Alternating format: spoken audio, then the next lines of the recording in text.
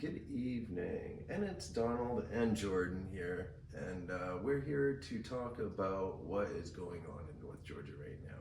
Right now, there is a missing person that's been reported. The name is Fred Schaltenbrand. And so, for the past couple nights in the Appalachian Trail rooms, his sister has been posting. Her name is Tiffany Sizemore. She's been posting in the rooms about her brother being missing.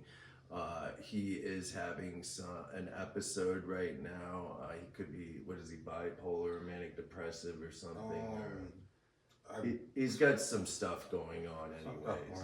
Yeah, and so they think that he might be possibly a danger to himself. So they have been searching for him, and we have been, following it and stuff, and seeing if we could kind of locate the person and help out a little bit. So, but these are the things that we have figured out in the last few days. And Jordan actually is also employed at Mountain Crossings. And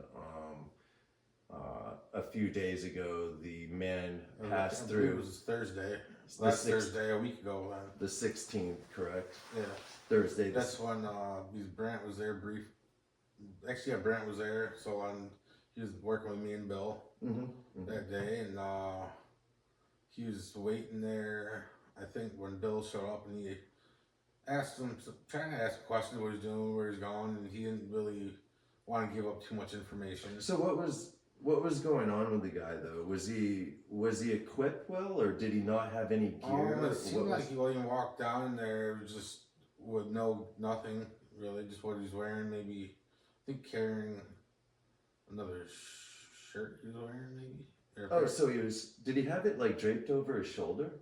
I'm not sure. I didn't see him when he was first there. But, okay. But he was waiting outside for us to open up, and he eventually, once we opened up, he came in, and first he bought a pair of socks and grabbed a shower, went and took a shower. Sweet, yeah. And then came back and then was looking around, shopping around for some gear and food.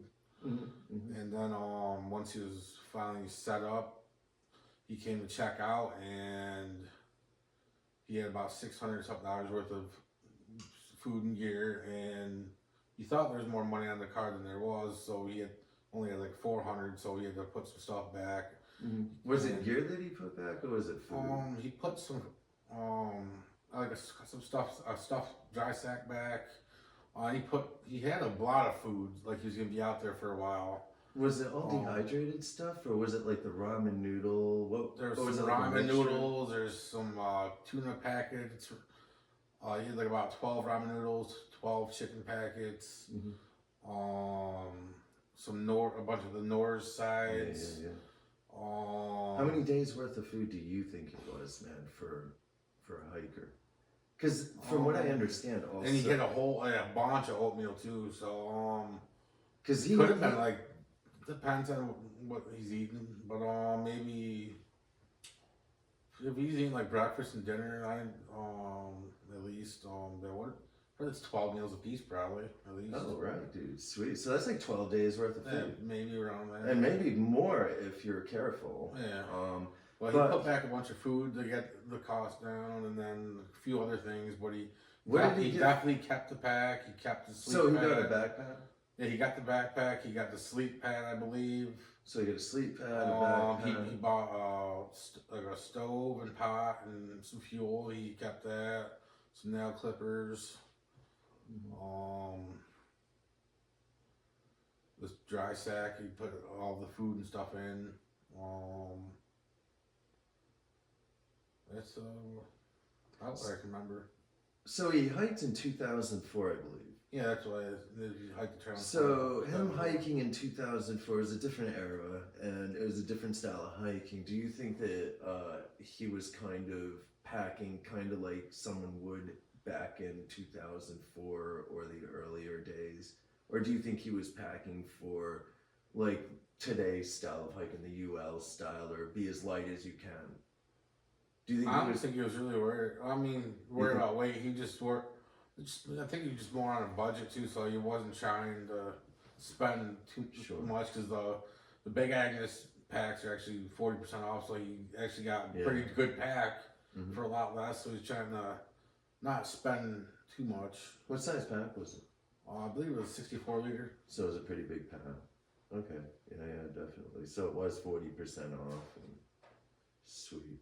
And so he got all those items, and so from there, did he head north, or which way did he go from there?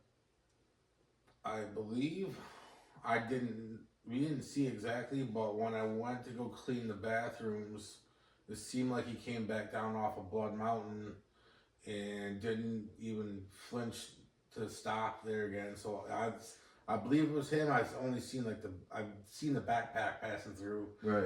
Originally I saw someone walking 2 hours with a backpack, and then I went up the stairs, turned around, and I caught the glimpse of the backpack. Sure. So that's why I believe it was him, because he just walked straight through and went up north, towards north. Well, there's not many people out here right now either, so yeah, I totally get it, man. If they're freshly coming down off Blood Mountain, they're gonna stop at the store. That's right, too. So he already stopped at the store, so he's just going straight back through. That's right, too. That is right. Yes, good observation, bro. I like that. And so, so you think he crossed back through? Because most definitely, because from what I understand, they have found some items, his gear, pieces of his gear, some at Dix Creek, and then some also at Carter Gap Shelter. Or I'm assuming Carter Gap Shelter. They just said Carter Gap, so I don't actually know what's up with that. But also, I was actually talking to another person that had hiked up Blood Mountain, and you know him also, but he was telling me the story the other day. And so when he was telling me the story, he was telling me about finding a note, a testimonial up there, and an old backpack, I think it was, an old Ozark Trail up in the shelter, right? So like the Big Agnes tags from the pack was up there. There we go, right there, man. So that actually also says that he went back up the mountain with that Big Agnes. He probably left some stuff up there, went back up, got what he needed to put in that new pack. Maybe he had. I'm not sure what he had. Maybe he had a sleeping bag, because he didn't buy one there. So maybe he had some other gear up there. Maybe left up. So he came down to the shop without any gear. Yeah. That's exactly what he did, bro. So he came down the shop with no gear, left his other stuff at the top of the mountain, geared up at the shop, dude, went back up the mountain, just got what he needed. Exactly what he did. Yep. Because when he was leaving, I was wondering about like sleeping bag or not, because he didn't buy one. He bought a sleep pad in the tent. So, I mean, it was warm out, but now it's starting to get chilly out. So hopefully he had a sleeping bag. I hope he does. I can't say for sure. It is definitely chilly out, you guys. But it's like 50 degrees. The guy that just showed earlier today said it did get a little bit chilly out at nighttime. So yeah. I'm hoping he has something warm to keep warm. Wow. Yeah, so that's definite, dude. He definitely went back up to get his stuff, bro. And so Craig found the testimonial note and that Ozark Trail backpack up there, right? Yep. Interesting. So, all right, man. So that clears something up for me too, man, because when I was told the story the other day, I didn't know about the missing person. And so when I'm just all putting it together now with what we thought, it just seemed like someone that was just trying to work out some things. Sure, you know, right? Just taking the trail like many people do. Yeah. We see it all the time, man. Yeah. This is something kind of, and that's another thing, man. Is like, and I'm not saying that this is this person or anything, but a lot of people do come out here to try and escape, man, and. I see this a lot, actually. People coming up missing, and then a loved one will get online and post that they're missing and they're possibly on trail. So this happens quite often, man. But this guy is definitely on trail somewhere here, man. Because also his car it was just got word it was found up at Woody's Gap with the keys in it. That's right, dude. So his vehicle was found at Woody Gap with the keys in it, and they towed it, correct? I believe so. Yeah.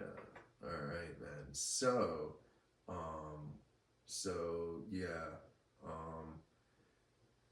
that is something that happens out here quite often. So it's easy just to think like, well, it's hard to tell kind of what to think, because people do come here to escape, man.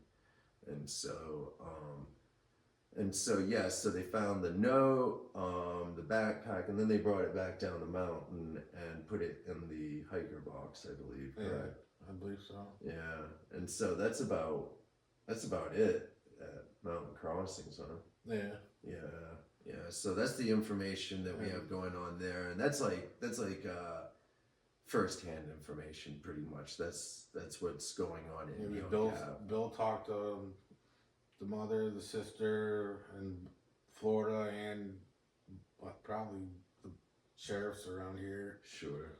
Yeah. Talked to them, told him what he knew. Yeah, because Bill's the one that actually geared him up too. Yeah, right? he's the one that really saw him the most and actually interacted with him the most. I just rang him out and. Yeah. Well, I mean, everyone was in the store, so.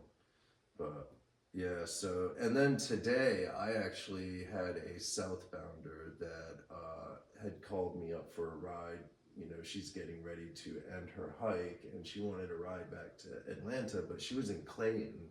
And she came down southbound, and she actually, so while we were talking, man, I was just like, look, did you know there was a missing person, yada, yada, yada, and I sent her the picture, and, informed her, well, she knew about it now, but I told her more, so she was like, and I was like, and she believed she saw the person that is in that picture, Fred, and we discussed it more, but she saw him up by Deep Gap area, and she also saw the backpack, or a backpack that was brand new up against, like sitting on the side of the trail, and there was no one around, but she had passed the person, so when she passed the person that she thinks was Fred, when she passed him, dude, he was carrying a gallon jug to go and fill up water or something. And he also,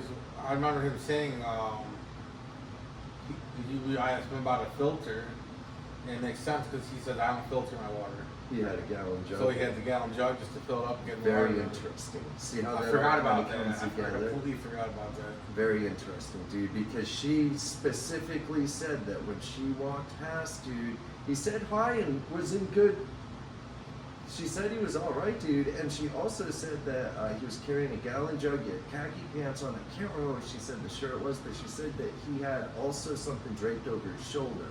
And so, plus he had the gallon jug, and so, but when she passed him, she didn't think much of it, and she didn't think much of the bag either, because she was just like, I just thought it was someone that needed some time alone. But when she got off trail, she put two and two together and started to realize that this might have been the guy. And then when I got on the phone with her, I told her, you need to call, or it would be good if you did call Pasco County Sheriffs and called, Tiffany Sizemore. I sent her the post with the numbers and stuff, and I also, Tiffany Sizemore's name was there, so I was like, just messenger her and just touch base with them and tell them the story and give them the information. If I told her, I said, if you don't want to, I will. I won't even use your name. I'll just go ahead and pass on the information. So, but she was totally cool, and then she texted me back actually a couple hours later, and she talked to everyone. Oh yeah, bro. She called up and made sure she gave me information. But she saw him, I think, yesterday, and so I believe she stayed at Plum Orchard, and then right up there at mile 74, right up after Dix Creek, and then she walked down this morning and caught a ride to Clayton. I feel like that is what happened, but it may be one day before. I do not want to. I can't remember exactly. I've been talking to so many people today. Yeah, it could have been yesterday and she came off today, or it could have been yesterday she came off and she saw him the day before. So today is Thursday. It would have been Tuesday instead of Wednesday. So, but either way, yeah, definitely one of the two. it's one of the two, and it would only be a probably 10-mile difference anyways in days, or 8 to 10 miles, because I think he's doing, if he was at Neel Gap on the 16th and today is the 23rd, and he was spotted up there at mile, I'm just going to say 85-ish, dude, that is, what is that, 40, 50, let's see, 30, 50, it's 54 miles or so, give or take a few, so that would put him at, 9 miles, 8 miles a day, 54, so 9 and 6. How many days were we at again? 23, 16, 8, 7 days. So yeah, that would put him right there, because 9 times 6, if it was 6 days ago, he'd be doing 9 miles a day, right around 8 to 10 miles a day, right? So that would put him, if it were yesterday and they saw him at 85, he would be right around mile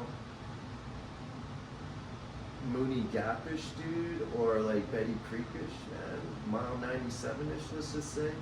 So if it were the day before, he would be at Albert Mountain. So if we went to Winding Stair tomorrow and hiked, we may run into him, if he's still out there. We should try that out, man. I What think, time are you in? So we know when you want to get. yeah, I think he might. High, the early, the better. Yeah, I'm just figuring that's what he's doing. I don't know for a fact, but I think that might be kind of on target, dude. So, and it does get rougher up in North Carolina, so I'm not sure. We'll see. But that's what we have going on there, man. So I think that just keep our eye out and just keep asking our customers what they're seeing, and hopefully we can locate this dude, community come together and do all we can do to keep good information coming and relaying the information to the correct people, or the Pasco County or Tiffany Sizemore, or whoever we're supposed to be talking to on the post. I'm gonna actually post a pic of the posts, and they actually have numbers and stuff and the steps to take to get the information to the people. So yeah, so I think that's about it, man. Do you have anything else you'd like to say? Covered that pretty well. All right, sweet, man. All right, guys. So yeah, I'm gonna go ahead and post a pic, and if anyone has any questions at all, just give us a jingle or messenger us, and we'll do our best to answer whatever questions we can. Thank you so much, and have a great time.